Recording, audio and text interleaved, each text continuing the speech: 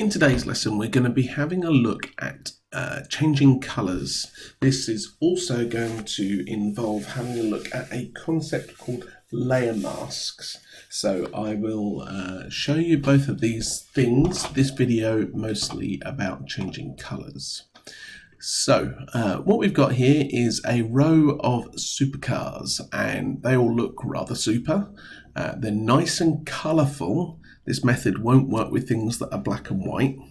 There are other methods we can use to do that. And what we're going to do is we're going to change the colour of this orange car here. So first of all, what we're going to need is something called an adjustment layer. Okay, so we're going to say new adjustment layer, and we are going to choose Hue Saturation. Now all of these different adjustment layers do different things to the image, but this is the one we're going to use today. So when we've got this adjustment layer, what we can do is we can change the saturation of the image to make it more kind of colourless or more colourful. I'm going to leave that in the middle. We can also make it brighter or darker. And again, I'm going to leave that in the middle. But what we're looking at here is changing the colours. Okay.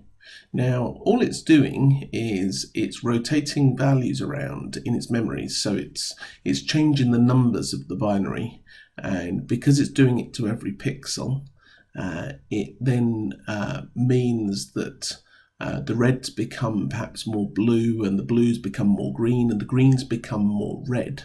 So you get this ability to change colour. So I think what we want to do, if I go back to more or less nothing. That's a lovely blue kind of colour. So let's find, there's a kind of light blue there. Oh, that's not a bad blue. I quite like that. Okay, and we've changed the colour of our car. Now the problem is we have also changed the colour of everything else in the image. So this is where our layer mask comes in. So when we have a look at our layer mask, what we're going to do is we're going to click over here onto the layer mask, close that by clicking properties there, and I can paint onto this layer mask. Now I'm going to show you what's happening by turning the background off. Oh, that won't work. Okay. So when I'm painting on this mask, I'm going to use just the normal regular brush tool, and I'm going to select black color here. I'm going to make my brush, first of all, much larger. And what you can see is that I'm painting onto this layer, and you can see what I'm painting down this little mini image here. And essentially, anything that is painted black, the layer mask doesn't show up. Anything that is painted in a colour such as white, the layer mask does show up. So I'm going to switch my white back on again. I did slightly too much here. I'm going to zoom in, and I'm going to take this down to a smaller size, say something like that, and I'm going to paint in black here. And can you see it's restoring it to its normal color because the mask is stopping it from applying. I'm going to use the hand tool. I'm going to move over here, and then I'm going to go back on the brush tool again, and I'm going to, instead of painting black, I'm going to paint white. I'm swapping them over there, and you can see now it's applying this properly here. Now, as well as, if we have a look at that when we zoom out,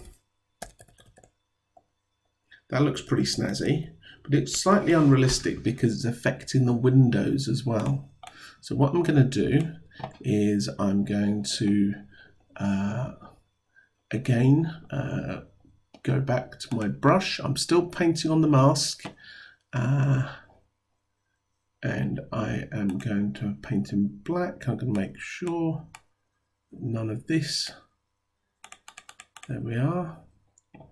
So that's all nice in the right colour. I think I've got a little bit too much there, so I'm just going to clip off on the edge of there. That's fine. And I'm going to then paint in black again to make it the mask see-through.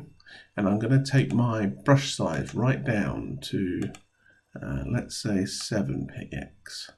So then what I can do is I can go over the windshield and the other bits that shouldn't be coloured, like this.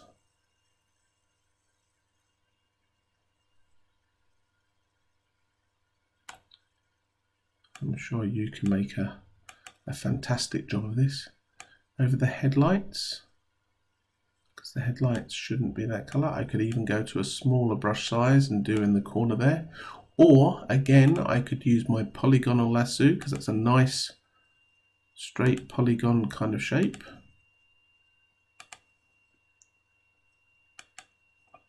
Like that. And then I can use my brush tool and go over that right into the corners. I'm at no risk of damaging anything else. I've got a little bit to put back here. And then I'm just going to go over these vents and over the number plate. And what you can see now is, generally speaking, that looks quite good. Now, if you're wanting to change the colour of this car as well, you'd have to add another adjustment layer.